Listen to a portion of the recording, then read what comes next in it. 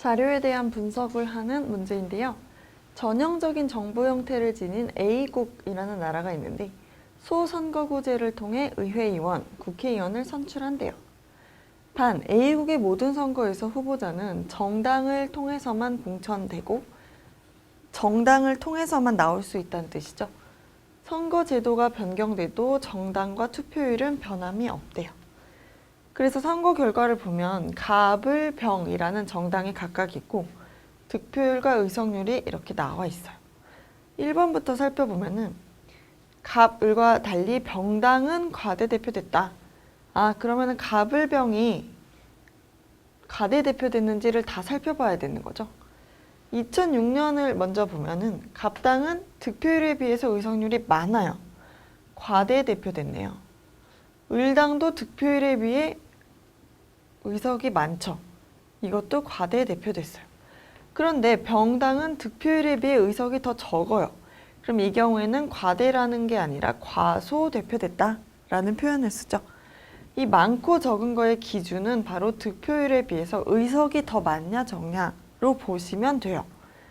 그래서 1번은 틀렸죠. 2번, 비례대표제를 적용하면 병당보다 을당이 유리하다. 그럴까요?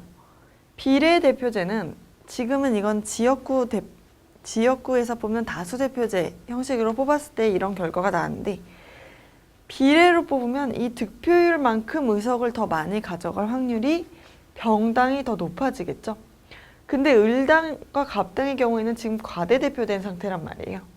과대라는 말은 병당을 지지하는 사람들의 표가 죽어가지고 할 수 없이 갑당과 을당을 지지하는 사람의 표가 더 과대대표되게 된 상태인 거죠. 근데 비례대표제를 하게 되면은 그런 사표 발생률이 더 줄어들기 때문에 이게 좀 정상화돼요. 지지율과 의석률이.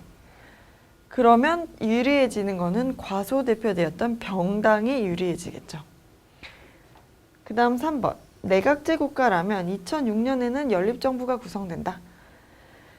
2006년에 연립정부가 구성되려면 과반수를 차지한 정당이 없어야 돼요. 그런데 보면은 을당이 57%를 차지하고 있죠.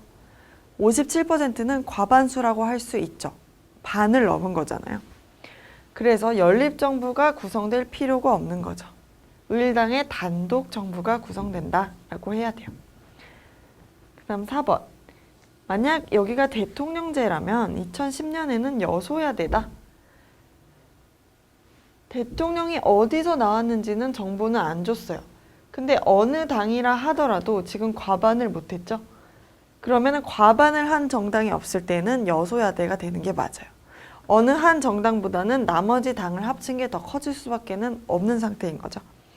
그래서 여소야대가 맞죠. 그 다음에 5번. 투표율이 높아지면 세 정당 모두 득표율과 의석률의 차이가 줄어든다. 이거는 알 수가 없어요. 사람들이 더 많이 투표한다고 해서 이 사표가 더 많이 발생할 거냐 덜 발생할 거냐 이거는 알 수가 없어요. 그러면 정답은 맞는 것이니까 4번이 되겠네요.